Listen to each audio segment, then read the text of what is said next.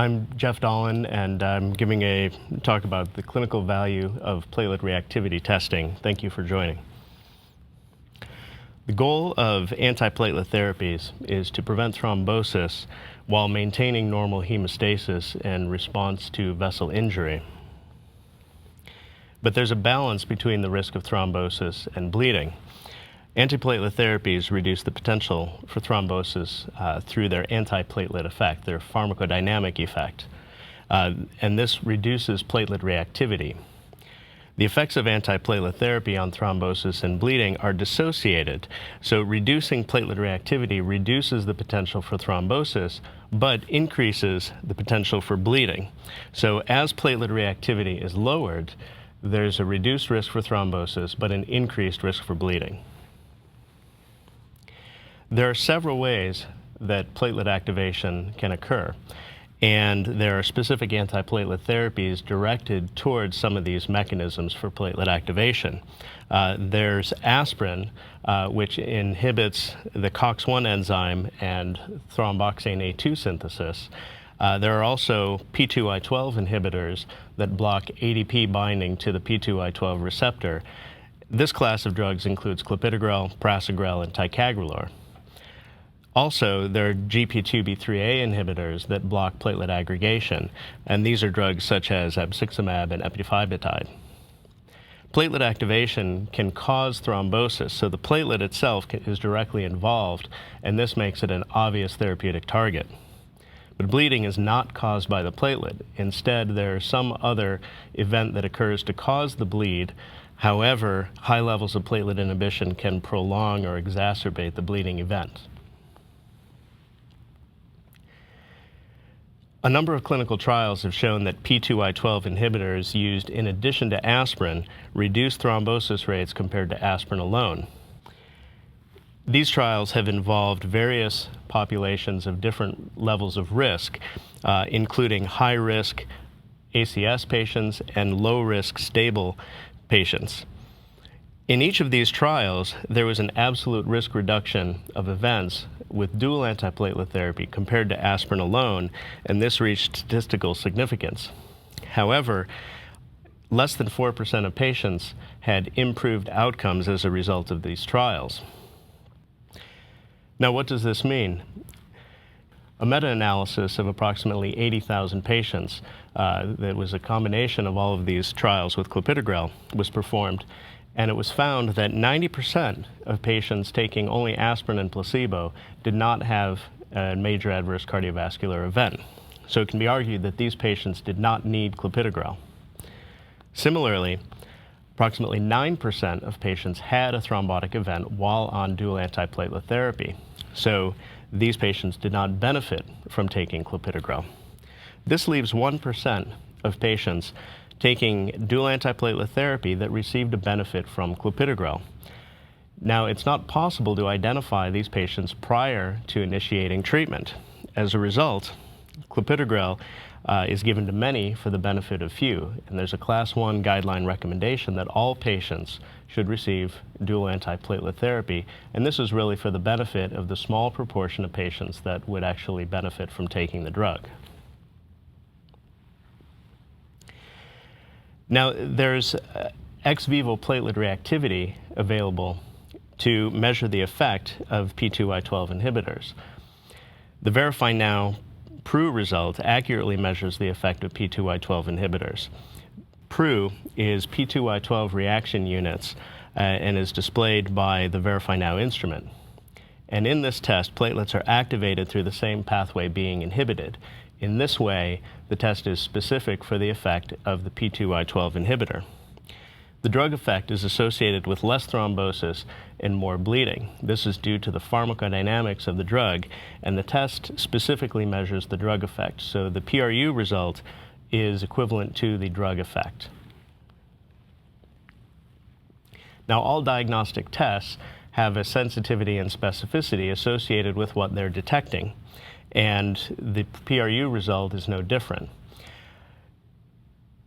There are various cutoffs that have been proposed in the literature, and each is associated with a certain sensitivity and specificity for detecting the drug effect.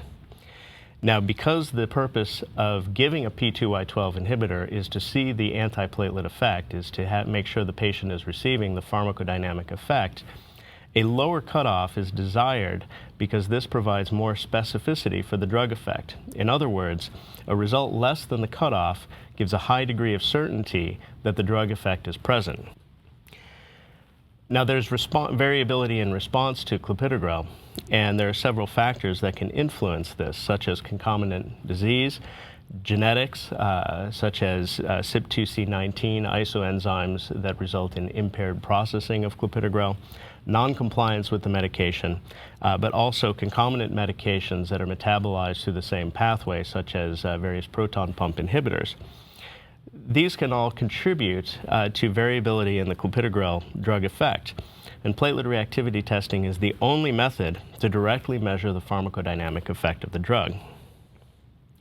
Now, there are instances where the drug has been taken, but there's no detectable effect, and from a diagnostic test perspective, these appear to be false negatives. There are various factors that can influence these so-called false negatives. First is the time since the last dose of the antiplatelet therapy. If it's too soon after the first dose, or it's too long after the most recent dose, either the drug hasn't had enough time to have its effect, or the effect of the drug is washed out as a result of normal platelet turnover. The potency of therapy can also affect these so-called false negatives. A less potent drug effect will produce less platelet inhibition and higher platelet reactivity. Another way of stating that is that a more potent antiplatelet drug will greatly decrease platelet reactivity, and the likelihood of that result being seen as evidence of the drug effect is much greater. There's inter-individual variability in the response to antiplatelet therapy, as previously mentioned. So no measurable effect of the drug is really the same as not taking the drug. And is it really a false negative? Well, no, it's not. In this case, this is described as high on-treatment platelet reactivity.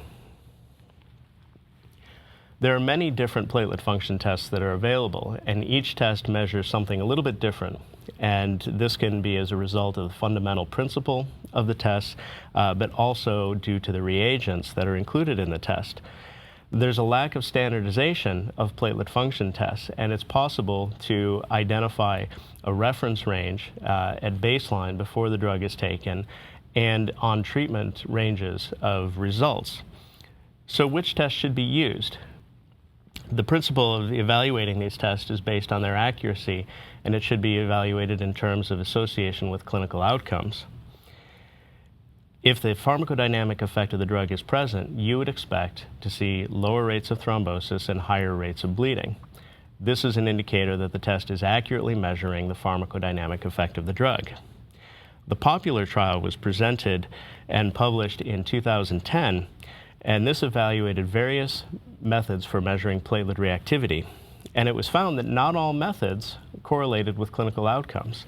In this study, light transmittance aggregometry, the VerifyNow test, and PlateletWorks were the only methods that showed a significant correlation to patient outcomes. This suggests that those methods are accurately measuring the pharmacodynamic effect of the drug.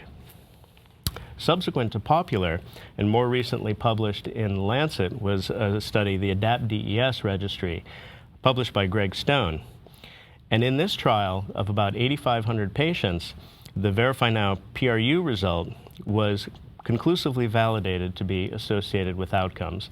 And this confirms the accuracy of the PRU result in detecting the pharmacodynamic effect of the drug.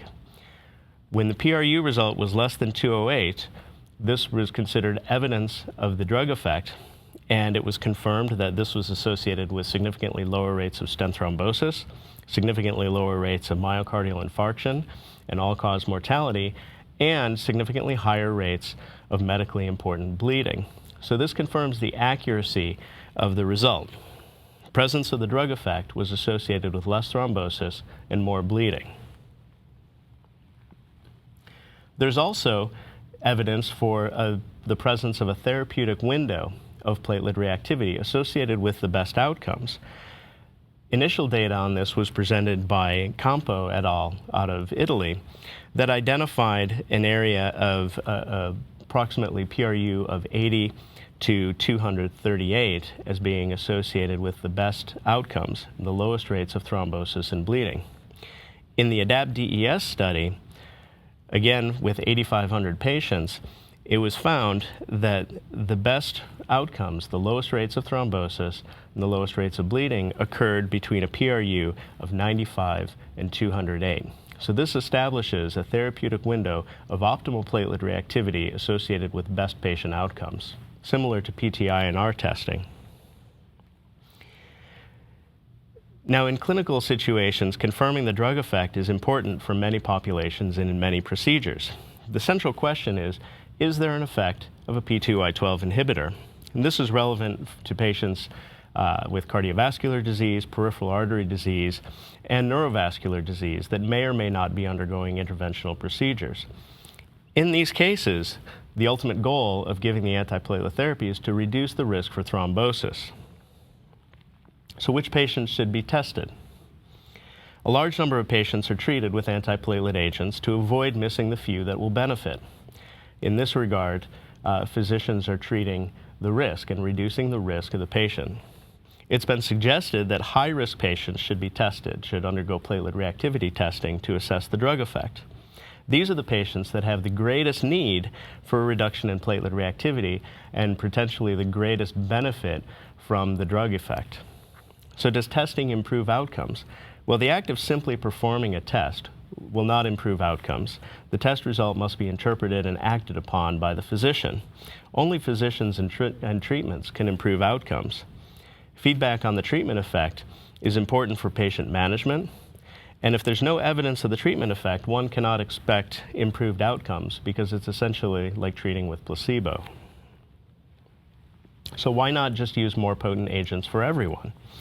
Well, similar to the use of clopidogrel versus aspirin alone, these more potent agents really benefit a small proportion of patients.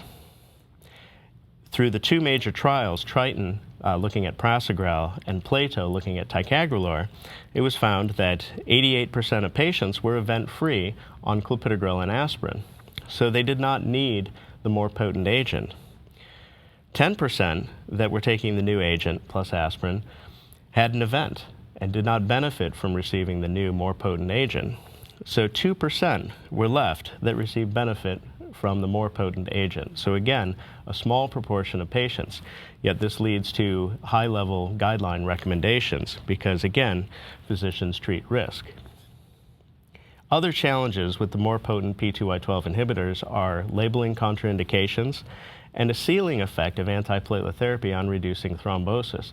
Because there are many ways to activate the platelet, and the platelet is intimately involved in thrombosis, you can have the receptor completely blocked, but still other mechanisms for platelet activation. So thrombosis can still occur even in a patient that has complete blockage of the P2Y12 receptor.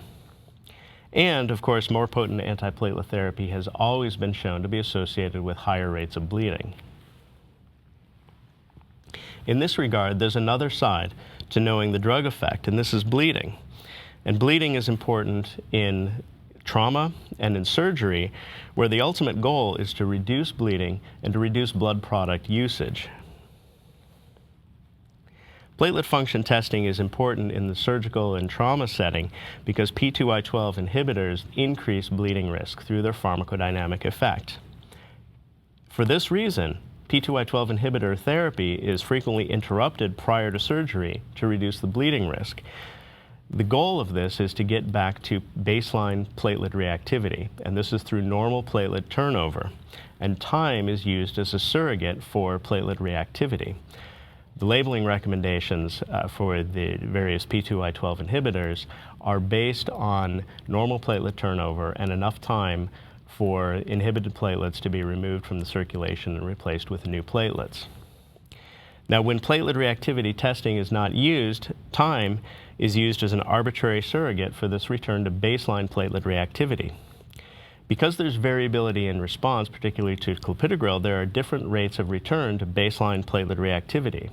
Now, these P2Y12 inhibitors are given for a specific reason, to reduce the risk for thrombosis. So excess time without the P2Y12 inhibitor effect on board leaves the patient at greater risk for thrombosis. So there's really a desired effect to use platelet function testing to identify when baseline platelet reactivity has been achieved, and this optimizes the timing of surgery so that the patient is not left for an extended period at increased risk for thrombosis. Now, regarding trauma patients, sometimes the patients or their family members cannot communicate or cannot remember whether a P2Y12 inhibitor has been used, especially patients with traumatic brain injury. So the PRU result in platelet function testing can be used to provide diagnostic evidence of the presence of a P2Y12 inhibitor. Platelet reactivity testing is described in 5 major treatment guidelines with levels of recommendation ranging from Class 1A to Class 2B. So it has received increased acceptance by the clinical community. And the presence of the drug effect can also influence healthcare economics.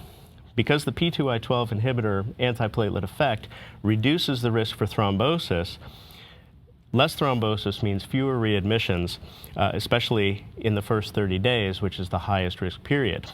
And this avoiding readmissions reduces costs for the healthcare system. The P2Y12 inhibitor effect also increases the risk for bleeding. So more bleeding means more blood product usage, and this is increased cost to the hospital. Also, the presence of the drug effect can affect the pre-surgical length of stay, which is also very costly. Now, if you can reduce pre-surgical length of stay by identifying when platelet reactivity has returned to baseline, this could represent a significant cost savings to the hospital. Finally, there are various P2Y12 inhibitors available. Clopidogrel is generic in most of the world and is very inexpensive compared to the newer, more potent agents that are quite expensive. An economic analysis of platelet reactivity testing guided therapy compared to a universal treatment approach has also identified that platelet function testing guided therapy is more cost effective than these universal approaches.